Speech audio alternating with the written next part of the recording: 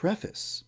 Some of the information in this video may become outdated in the future if I choose to make changes to the game's story and characters. However, this video will always remain relevant as a documentation of the game's history and development. In July of 2013, I quit my job at a video game company to pursue my dream of becoming an independent game developer. Throughout 2013 and 14, I came up with a lot of game ideas and pitched them to various message boards. It was very fun to show off my game prototypes and discuss the games that I wanted to create. But if one of my game ideas had a premise or protagonist that the forum didn't like, then the discussion would focus exclusively on story and characters rather than gameplay. This was very frustrating for me. When I first began showing off Yandere Simulator, the threads about it were extremely successful. Lots of cool gameplay mechanics were being suggested, and people were very excited about the potential of the project. But when I started creating story cutscenes, everyone stopped discussing gameplay and started complaining about the protagonist and the premise. I was tired of seeing this happen with every game project I worked on. I decided that it would be better if Yandere Simulator had the most bare-bones protagonist and story possible. I decided that the main character should be a blank slate. No past, no backstory, no interests, no hobbies, no personality. An empty husk. A simple avatar who only exists to carry out the player's orders. I didn't even want to give her a real name. For 18 months, I just called her Yander-chan. I didn't want to hear people complaining that they didn't like her backstory. So I decided that she would have 0 noteworthy experiences in her life before the game began. I didn't want to hear people complaining that they didn't like her personality, so I decided that she would be a girl with no emotions whatsoever. I didn't want to hear people complaining about her design, so I made her completely customizable. So, how does an emotionless girl fall in love? And why would she be willing to kill for her loved one? I decided that Senpai would awaken something in her and cause her to feel emotions for the first time. To comprehend what this would feel like, imagine that you've been cold, blind, and deaf for your entire life, and then all at once, you suddenly gain the ability to feel warmth, see beauty, and hear music for the very first time. Senpai's presence somehow enables Yandere-chan to experience the full range of sensations that she's been missing out on for her entire life. Yandere-chan instantly becomes addicted to this boy. It wouldn't actually be accurate to describe it as love. She needs him on a deeper level than she needs food, water, or breathing. In his presence, she feels alive, and in his absence, she feels dead. She doesn't even understand why this boy is able to make her feel things she's never felt before. But she knows that she wants to enter a lifelong relationship with him and keep him at her side forever. Losing him to another girl would be a death sentence. And so, she resolves to eliminate her competition through any means necessary.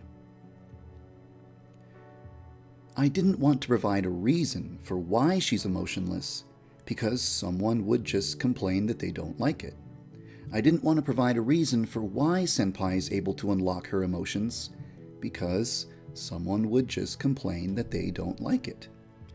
I didn't want to give her any sort of backstory or personality whatsoever because I knew that it would just derail discussions about the game. Everything about Yandere-chan was designed to minimize the number of complaints that I'd have to listen to while working on the game.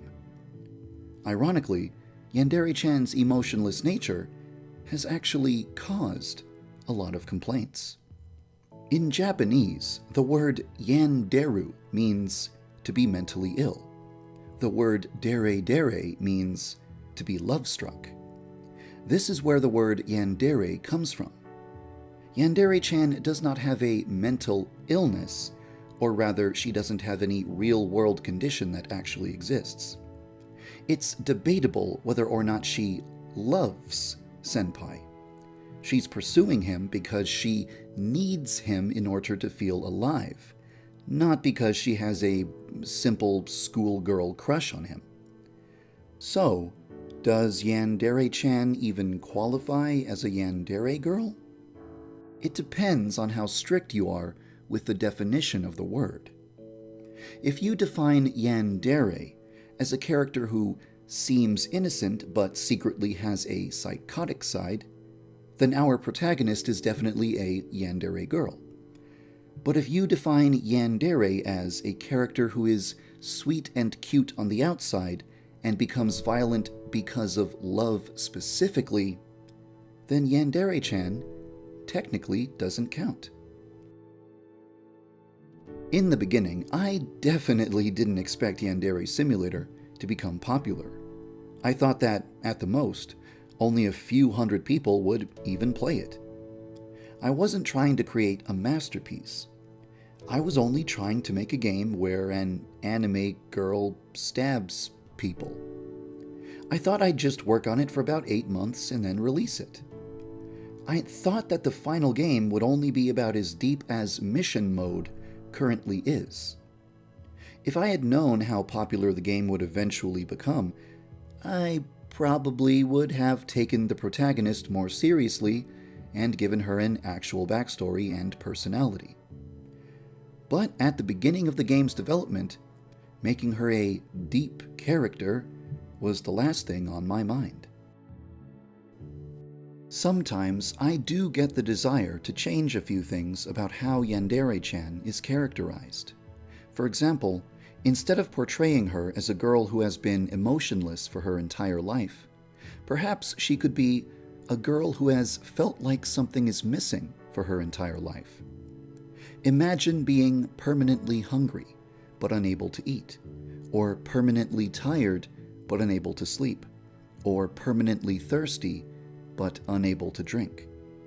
This lifelong sensation of having a craving that cannot be fulfilled would prevent her from ever truly being happy, and would result in a perpetual state of listlessness. Her mother would tell her that this is a condition that runs in her family, and that one day she'll meet someone who will fulfill this permanent sense of craving, and allow her to finally become happy. Yandere-chan would look forward to this moment, and fantasize about this moment, and obsess over this moment for her entire life. And once that moment finally occurs, she would resolve to do absolutely anything to protect this person, because losing them would doom her to a life where she is unable to ever find happiness.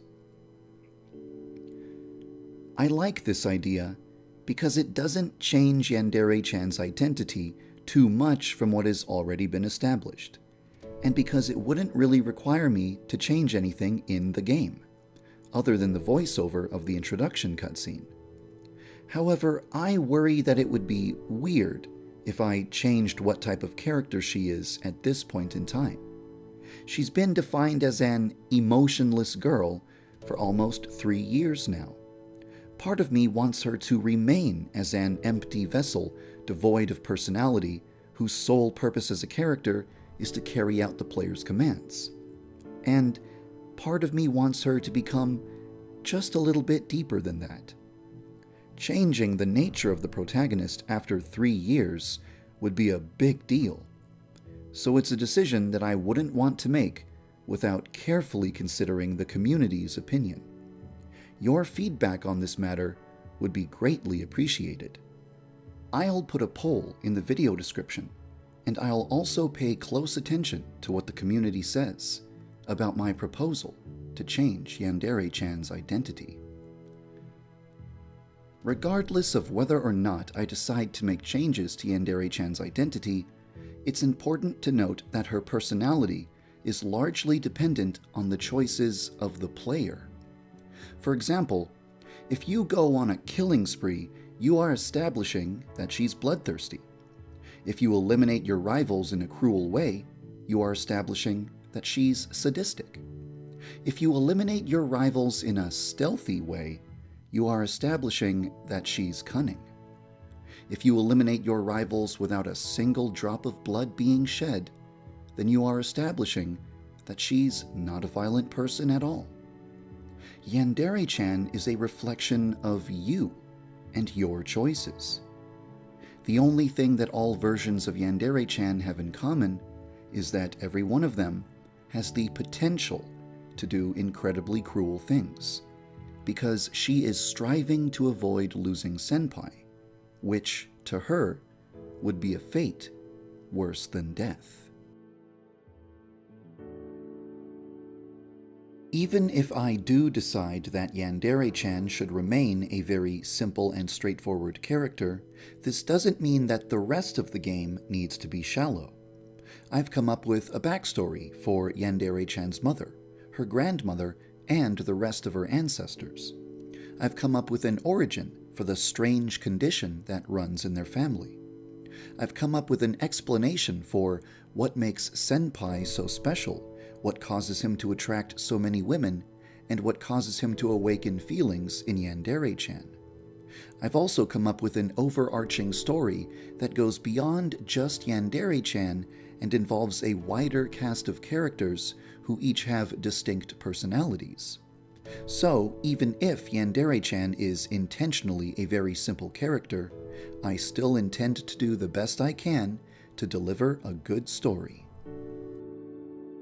Some of Yandere Simulator's characters will be simple, some of them will be complex, and some of them will appear shallow on the surface, but will actually have hidden depth that you won't learn about until you get to know them. If you don't like what you've seen or heard of the game's characters up until this point, let me tell you something to ease your concerns. One of the most memorable things I can recall from my time working at a game company is that everybody working on a project would contribute in some way to the story, characters, and dialogue. It would start with one person suggesting a rough idea, and then everyone else would give their feedback and suggestions until eventually that rough idea was refined and polished into something great. When I talk about characters who haven't actually appeared in the game yet, like Kizana, for example, you don't need to feel like what I'm saying is set in stone. I'm just pitching a rough idea that will eventually be refined and polished into something better as feedback rolls in, because that's what the game development process is all about. For example, a few videos ago, I suggested the idea that Kizana should copy Kokuna's hairstyle and then demand that Kokuna changes her hairstyle. In the time since then, I've begun to wonder if it would be a better idea if Kokuna is the one who imitates Kizana because Kokuna idolizes Kizana. Instead of characterizing Kizana as someone who lacks creativity, perhaps Kizana should value creativity above all other things, and encourage her club members to be as original as possible. Subsequently, she would be disappointed in Kokuna for being derivative, and would give Yandere-chan the task of helping Kokuna to find her own unique style, which would result in Kokuna adopting a new hairstyle that expresses who she is. This would solve the problem of two girls having the same hairstyle, and would make Kizana a more likable character. I originally described Kizana as an arrogant, egotistical snob, but recently I've been considering the idea of making her a regal, elegant character with a sharp tongue. Sassy, but classy. I still think that she should have flaws and insecurities, but I also want her to have some charm, and charisma. There are a lot of ways to make her stand out among the other characters, besides giving her a highly exaggerated personality. For example, maybe Kizana will occasionally use foreign words and phrases in her speech, which is something that no other character in the game would do.